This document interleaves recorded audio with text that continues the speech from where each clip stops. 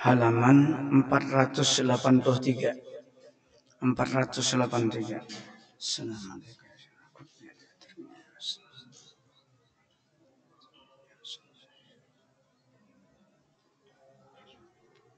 Bismillahirrahmanirrahim. Biniyatil qabul wa tamami kulli sulwa ma'mun. Wa salasan zahiran wa batinan fid din wa dunya wal akhirah. Ila hadratir rasul sayyidina Muhammadin sallallahu alaihi wasallam wa ahli baitil karam sama sahabah wal qarabah. Summa ila arwahi jamil awliya'i was salihin wal muslimina wal muslimat wal mu'minat al ahya'i minhum wal amwat. خصوصا إلى كتب العلوم أبي حميد محمد بن محمد الغزالي ثم إلى كتب الأحوال أبي يزيد البسامي ثم إلى كتب المقام سيد الشيخ عبد القادر الجيلاني ثم إلى سيد الشيخ محمد أبي كريم السمان المدني ثم إلى خليفته شيخنا وجدنا مولانا محمد أرشد من عبد القلم بيان ثم إلى عبد الصمد الفلمباني ثم إلى أرواح والدنا مشايخنا وصلهم وفراهم بأن الله تغشاهم برحمة والمغفرة ويؤلي درجاتهم في الجنة وينفعنا ويعيد علينا وعلى والدنا وعلى أهل بلدتنا أجمعين من بركاتهم وأنوارهم وأسرارهم وعلومهم ونفحاتهم وخصوصياتهم وأن الله الكريم يرزقنا فحم النبي وحفظ المرسلين وحسن الخاتمة في أمين وعافية وسلامة بسر النبي وآل النبي بسر الفاتحة.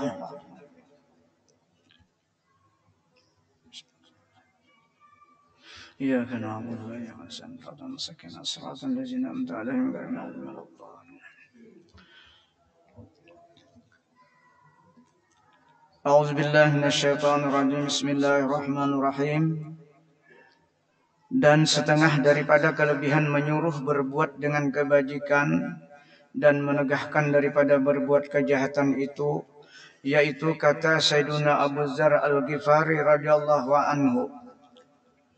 Qala Abu Bakar Siddiq radhiyallahu anhu, ya Rasulullah, hal min jihadin ghairi qitalil musyrikin? Faqala Rasulullah sallallahu alaihi wasallam, na'am ya Abu Bakar.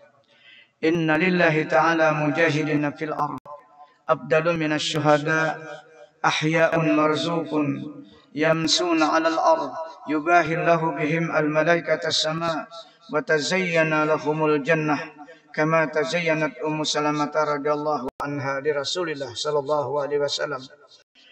Faqala Abu Bakar radhiyallahu anhu, ya Rasulullah, faman hum? Qala humul amiruna bil ma'ruf wan nahuna 'anil munkar wal hafizuna li hududillah wal muhibbuna fillah wal mubghiduna fillah. Qala walladzi nafsi biyadihi innal 'abda minhum la yakunu fil ghurfati fawqal ghurfat fawqa ghurafis syuhada lil ghurfati minha salasumi'ati alfi bab minha al yaqut wa zumrud al akhdar ala kulli babin nurun wa anna rajula minhum la yuzawwiju bisalasi mi'ati alfi hawra'a qasiratil tarf ainin kullama iltafata ila wahidatin minhun panazara ilaiha taqulu lahu atazkuru yawma kaza wa kaza amarta bil ma'ruf wa nahaita 'anil munkar wa kullama iltafata ila wahidatin minhun zakarat maqaman amara bihi bi ma'ruf wa naha 'anil munkarin. Ini cerita orang-orang yang melaksanakan amal ma'ruf nahi mungkar di dunia. Maka ini diceritakan oleh Rasulullah apa ganjaran atau hadiah yang diberikan nanti hari kiamat. Nah.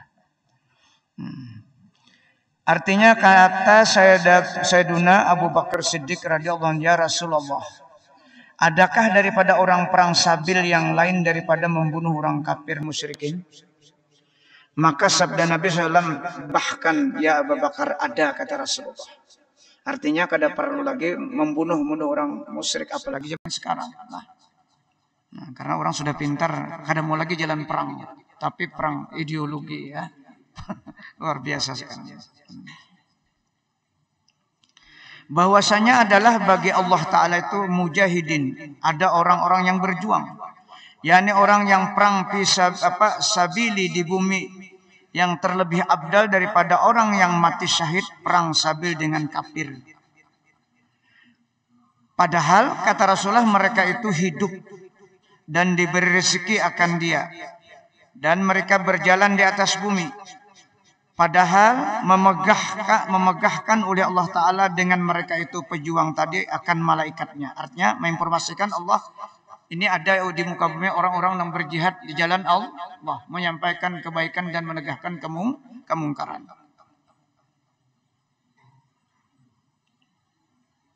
Dan berhias bagi mereka itu surga. Surga menyiapkan, surga bersiap-siap dan berhias surga untuk menyambut mereka yang berjuang di jalan Allah, yang memerintah ma'ruf dan menegah mungkar.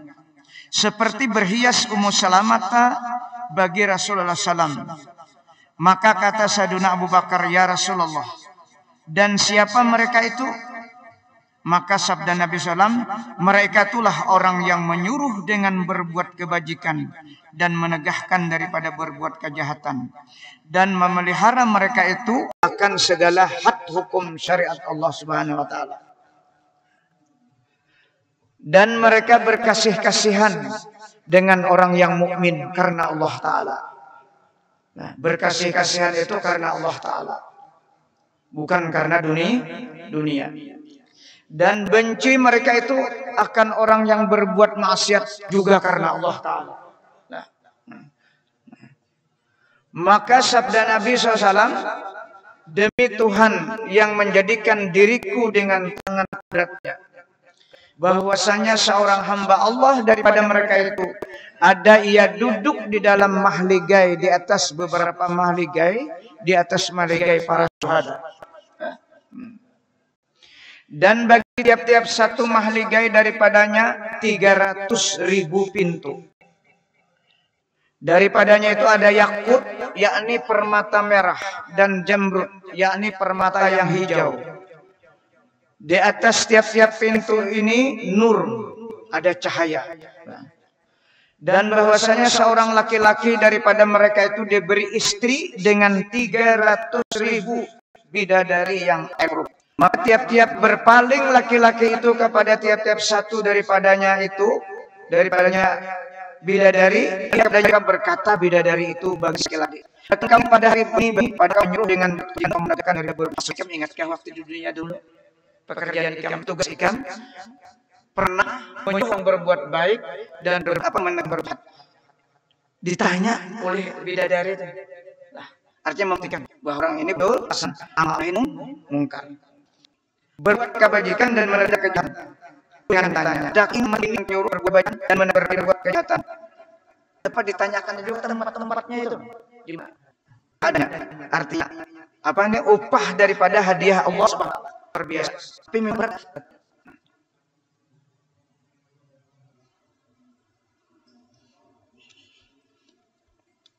jadi kesimpulan ini kita memang berat masalah kalau orang lain, ya.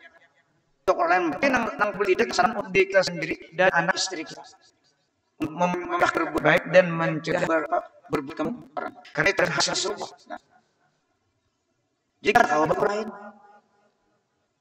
al-hajiru man hajaras, arti asal orang itu dari kampung sudah mungkin aman. Kalau seperti karena begitu sudah sampai dengan hadis mengatakan al-muhajiru hajasu. Hijrah yang sebenarnya itulah kita berhijrah dari kejahatan diri kita kepada kebaikan. Itu yang sebenarnya. Artinya harus diawali dengan diri kita. Al-mujahidu man jahada hawa, kata Rasulullah. Berjuang, berperang. Nah sebenarnya nang umum itu kan berperang melawan orang kafir. Tapi kita disuruh berperang melawan hawa nafsu kita. Nah kadang-kadang kita lupa dengan hawa nafsu kita. Kita memerintah orang berbuat baik, menegak orang, tapi kita sendiri kadang-kadang terjerumus di dalam kejahatan itu. Karena kita tidak merasa. Nah, oleh karena itu kita diperlukan koreksi diri masing-masing. Dan itu perintah Allah. Wa man jahada fa innama yujahidu li nafsika dalam surah. Barang siapa ingin berjuang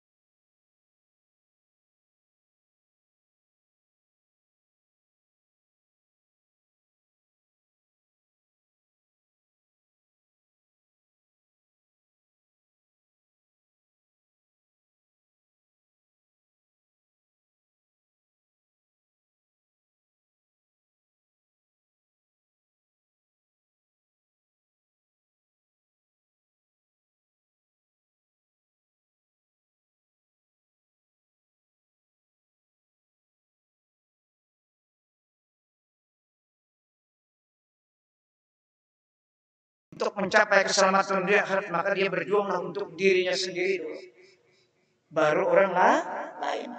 Itu juga disebutkan dalam surah Tahrim, ku anfusakum wa ahlikum nar. Ya ayyuhalladzina amanu ku anfusakum wa ahlikum nar.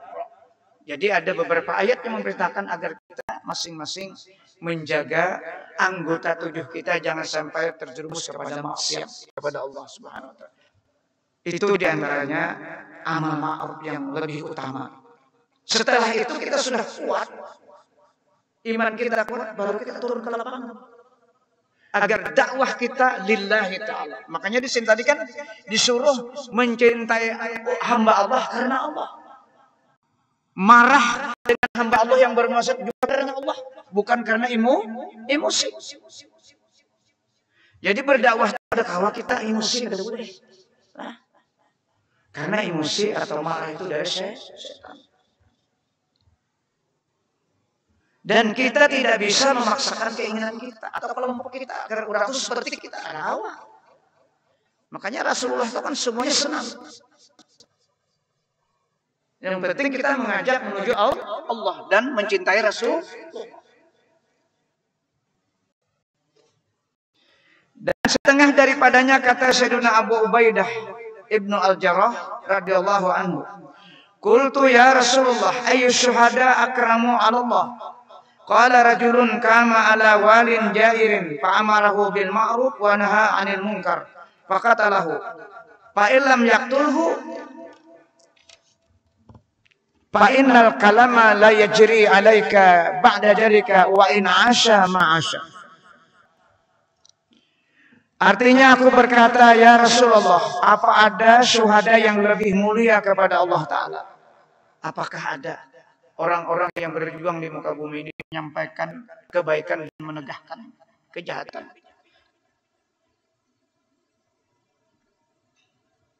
Maka Rasulullah menjawab pertanyaan sahabat itu.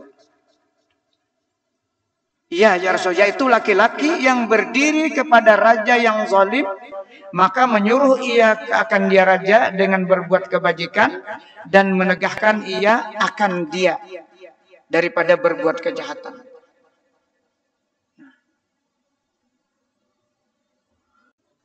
Jadi di awal kita ini ada raja yang paling dominan mengganggu kita, paling dominan menyimpangkan tujuan kita. Ya nafsu.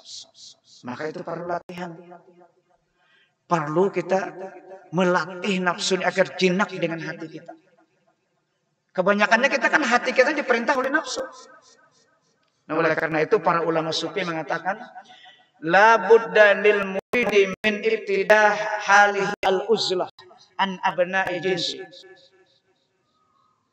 Maka tidak boleh tidak orang-orang yang ingin menuju Allah dari permulaannya itu dia berujlah.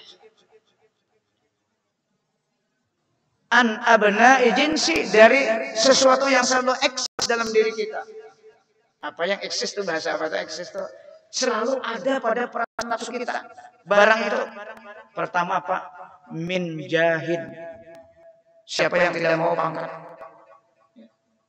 Yang kedua malin, harta, selalu diingat-ingat. Ya kan? Itu eksis terus, ada terus dalam perasaan. Wadinarin, duit. Apalagi sekarang duit pasti ada terus dalam perasaan kita. Dan yang selalu dipuji. Wamadahin dia. Nah itu dikurang. Alati ikat yang memperbudak. Sudah kita sering banyaklah mengenal.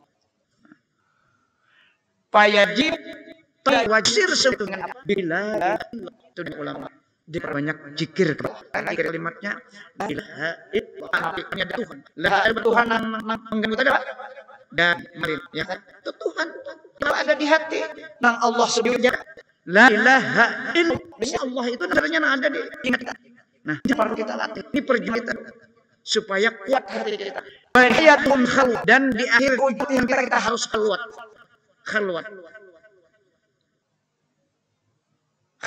dihaqquqihi biunsi, sebenarnya hati kita ini jinak dengan Allah Subhanahu wa taala. Khalwat itu apa artinya? Mengosongkan nang disebut-sebut tadi, nang Tadi semuanya kosong, melatih mengosongkan, nang diingat hanya Allah.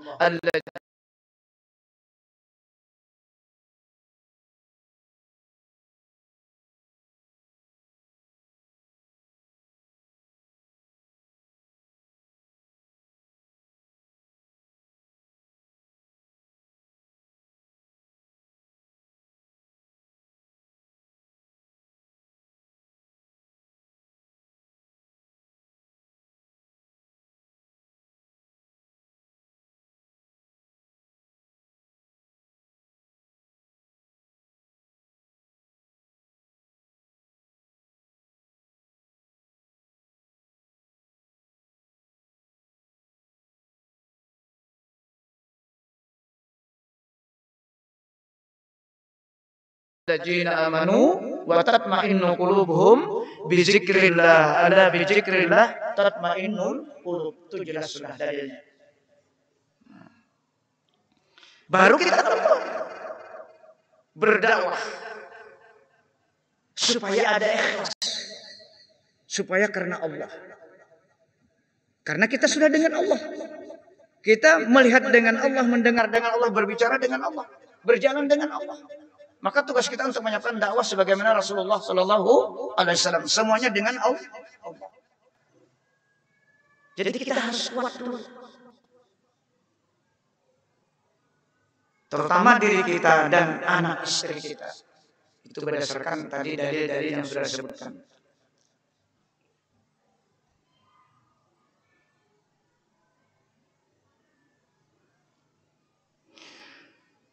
Maka Rasulullah menjawab,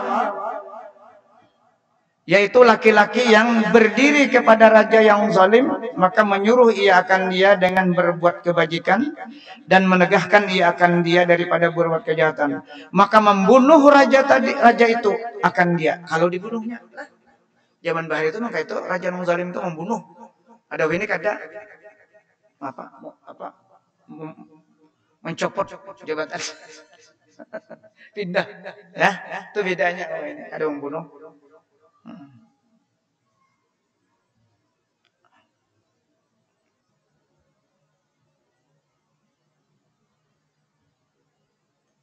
Maka yaitulah terlebih mulia syuhada kepada Allah Ta'ala. Maka jika tiada membunuh raja itu akan dia, maka bahwasanya kalam malaikat kiraman katibin itu tiada berlaku atau berlaku menyurati atau menulis atas kejahatan yang kemudian daripada itu, dan jikalau hidup ia selama hidupnya sekalipun. Jadi ada katanya melakukan kejahatan selalu diampuni Allah. Asalnya pernah mengatakan di hadapan raja yang zalim, memerintahkan berbuat baik dan menegah berbuat jahat. Nah itu yang disampaikan oleh Rasulullah. Memang resikonya mati, atau dicopot orang, atau dikurung orang. Nah, itu resiko. Tapi sih aman. Selesai. Nah. Wah ini dikurung orang. Ini kisah nang dulu tuh ya kayak ini sekarang. Siapa namanya? Ada jarang ada namanya. Saya ikut berdua jadi mau namanya, ya. Nang dikurung. Tapi sini selamat. Dan kata Hasan al-Basri ta'ala, qala Rasulullah SAW, abdalu hadai ummati rajulun qama ala imamin jair fa'amarahu bil ma'ruf wa nahahu 'anil munkar. Faqatalu ala jalika fajalika syahid manzilatuhu fil jannah baina Hamzah wa Ja'far. Luar biasa. Orang yang berani seperti ini. Tapi ada ulama mengatakan, wah itu tak salahnya. Hakon dibunuh orang. Karena pikirannya kada sama. Hidayahnya tidak sama, ilhamnya tidak sama. Orang berdunia memang ucap itu, orang berdunia. Nah, pelajaran Nabi kisah dunia inilah. Ad-dunya darun malalah, manlalah. Ad-dunya darun malalah.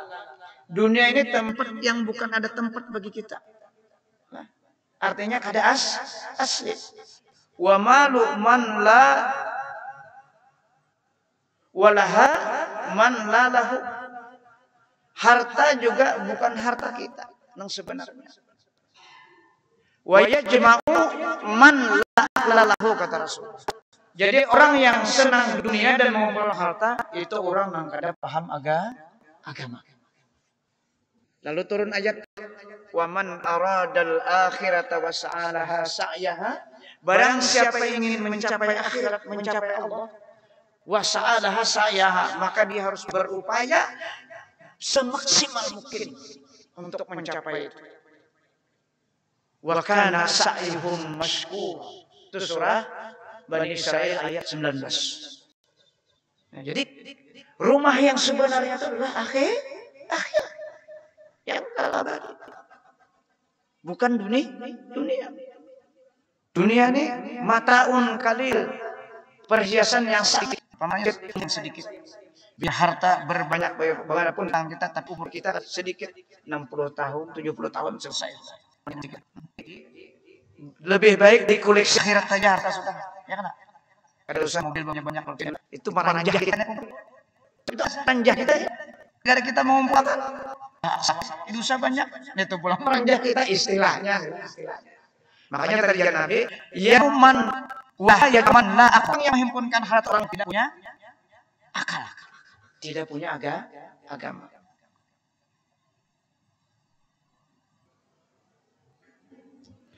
Hajah ini kan yang disebut dalam ayatun nafsul awal Ammar bin Yasir, yang ibunya ditusuk dari kemaluan sampai, nah itu kan caranya orang-orang luar biasa ajab siksaan di dunia ini. Ja'far ini sepupunya saudaranya Sayyidina Ali, yang dipelihara oleh Sayyidina Abbas marinanya. Ya ayyatuhan nafsul mutmainnah irji'i ila rabbiki radiyatan mardiyah fadkhuli fi ibadi wadkhuli jannati. Dipanggil. Orang yang jiwa mutmainnah itu dipanggil. Apa jiwa mutmainnah? Dia benar-benar berjuang. Meninggalnya Hamzah itu kan di perang Uhud, ya. Luar biasa.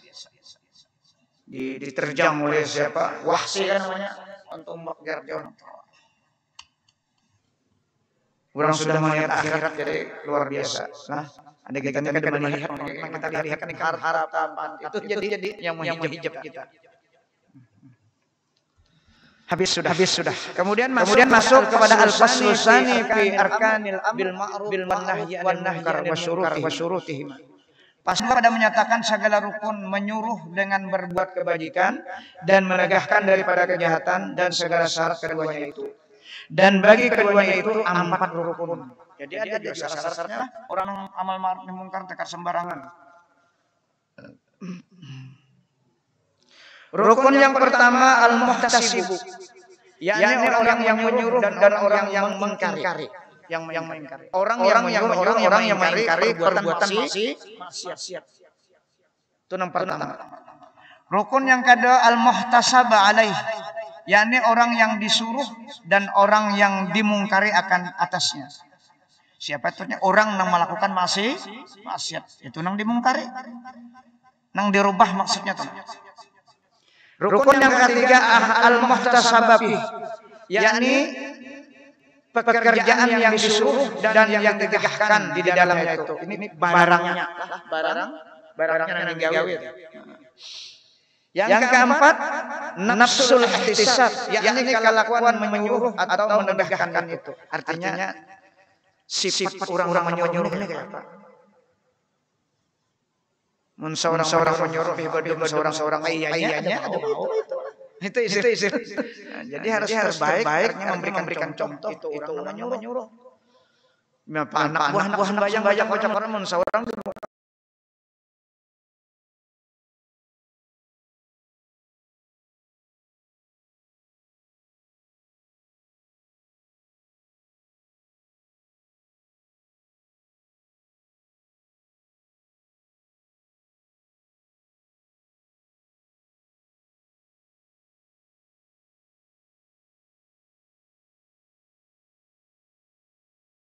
seorang di muka TV aja juga misalnya ada mau, sedangkan kadang nonton TV aja kan kuitan bajikir aja ini akan tapi hakun juga enggak, apalagi seorang umpatan dia sama berebut TV itu misalnya ditonton. Ujian kita nih lah. Adapun rukun yang pertama itu baginya 3 syarat. Nih, nang memerintah nih, orang nang memerintah nih 3 syarat. Syarat yang pertama muslim, maka tidak wajib atas orang kafir menyuruh berbuat kebajikan dan menegahkan daripada berbuat kejahatan. Yang kafir sudah. Artinya kada wajib. Syarat yang kedua mukallaf, yakni akil balik orangnya sudah mukallaf. Maka tiada wajib atas orang yang gila menyuruh berbuat kebajikannya kada mau. Tapi kadang-kadang bisa aja orang gila tuh kita sadar nah, ucapannya tuh nah. Karena kita gila juga kada merasa kita ini gila itu kan masalah. Sekalinya berucap kayak ini seorang itu jiwa hanya sadar bahwa seorang ini gila. Kadang-kadang bisa terjadi kayak itu. Ulun berkisah sedikit kan. Ini masalah dan sanak bibinian tuh jarah aku berkuitan. Tutung inya ulun tetang kan. Kalinya inya mencium ka anu tuh. Ka batur mama tuh diciumnya, menangis ulun langsung. Ulun kapan mencium? Tetangga ulun. Nah kan ini ilmu yang kada pernah dilakukan dari dang sanak tadi mencium tetangis ulun. Artinya masih kurang kebaktian dengan orang tua. Karena kita boleh mencium. Batur-batur tuan guru, orang wali boleh mencium. Itu diantaranya kan kadang-kadang ilmu itu didapat dari kadang-kadang biasa orangnya, tapi ternyata hikmahnya luar biasa. Jadi kalau kita belum mencium, berkurang tuh lagi. Yang tidak memang tanda ada organ mama dan bapak itu di awal. Ada mama dan abah. Orang baik dari dunia. Dan itu ada bu'ala wa biwalidaini. Allah telah menetapkan janganlah kau menyembah Allah. Yang kedua berbuat baik. Yakin kita. Makanya yang dipandang itu kan dari mulut kurang. Itu diantaranya ada.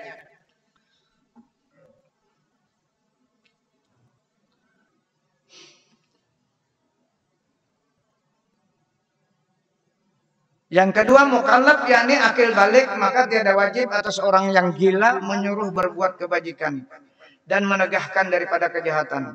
Dan demikian lagi tiada wajib atas orang yang belum balik itu menyuruh berbuat kebajikan dan menegahkan daripada berbuat kejahatan. Tetapi sunat baginya yang demikian itu.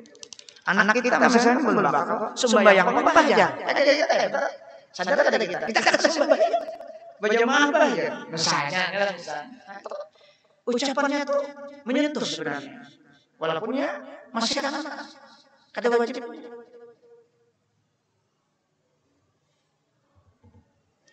Syarat yang ketiga, kuasa ia menyuruh dan menegahkan itu. Dan tiada wajib atas orang yang lemah daripada demikian itu menyuruh berbuat kebajikan dan menegahkan daripada berbuat kejahatan. Tetapi wajib atasnya demikian itu dengan hati juga. Itu hadislah. Karena tiap-tiap orang yang kasih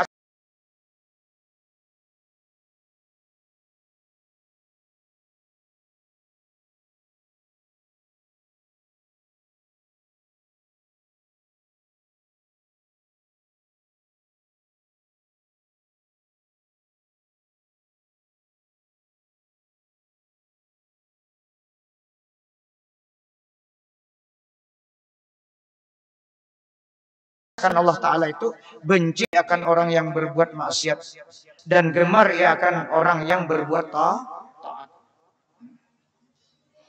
Dan kata Imam Al-Ghazali rahimahullah ta'ala, i'lam annahu la yataku sukutul wujubi 'alal ajiz faqat bal yulhaqu bihi ma yukhafu 'alaihi makruhan yanaluhu fadzalika fi ma'nal ajiz.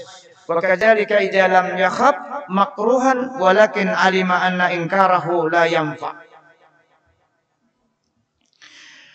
Dan ketahui olehmu bahwasanya tiada terhenti gugur wajib dengan menyuruh dengan berbuat kebajikan dan menegahkan daripada berbuat kejahatan itu atas orang yang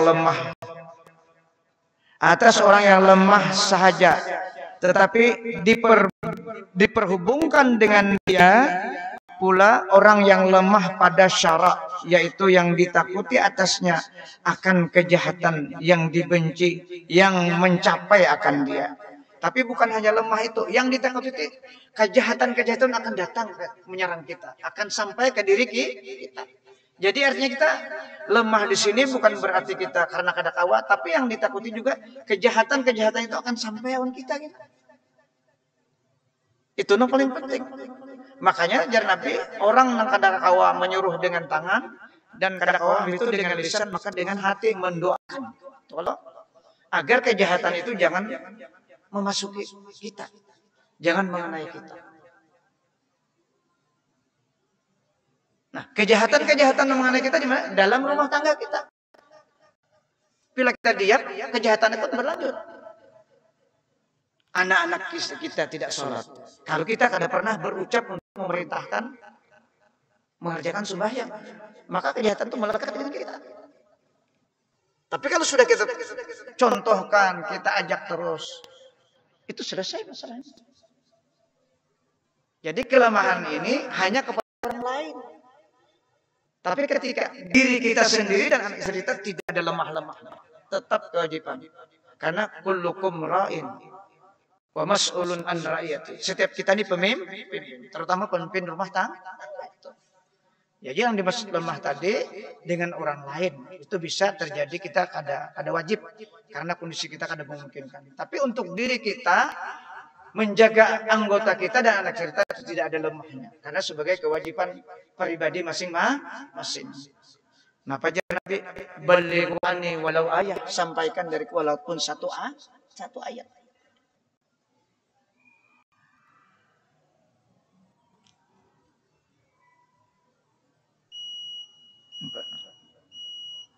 Dan demikian lagi apabila tiada ditakuti akan kejahatan yang dibenci itu, tetapi diketahui jika ia menyuruh dengan berbuat kebajikan dan menegakkan daripada kejahatan itu, niscaya tiada memberi manfaat, maka yaitu gugur wajib yang demikian itu atasnya, atas orang lain maksudnya lah. Nah, sampai kan? Jadi kalau kita tahu menyuruh orang tuh, nah, kada ada manfaatnya, kada diraninya juga, nah gugur kita. Itu maksudnya orang lah. Tapi untuk diri kita dan anak kita itu ada istilah lemah. Mudah-mudahan apa yang kita baca pada malam hari ini menjadi ilmu pengetahuan kita tentang amal ma'ruf nahi mungkar. Sebenarnya dimulai dari kita sendiri. Ibda binafsik kata Rasulullah. Mulai dari